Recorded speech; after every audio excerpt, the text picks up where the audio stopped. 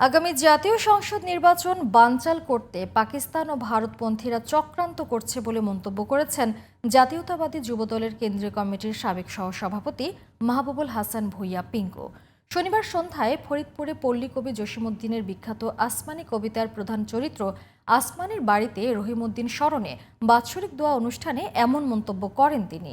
মাহবুবুল হাসান ভূঁইয়া পিঙ্কু বলেন, স্বৈরাচারের দোসর জাতীয় পার্টিকে রক্ষা করতেই জুলাই অভ্যুত্থানে অগ্রণী সৈনিকদের রাস্তায় পেটানো হয়েছে। এর আগে শিবরামপুর ও পিঠাকুমড়া বাজারে তারেক রহমান ঘোষিত রাষ্ট্র কাঠামো মেরামতের ৩১ দফা লিফলেট বিতরণ ও সবার সাথে শুভেচ্ছা বিনিময় করেন তিনি।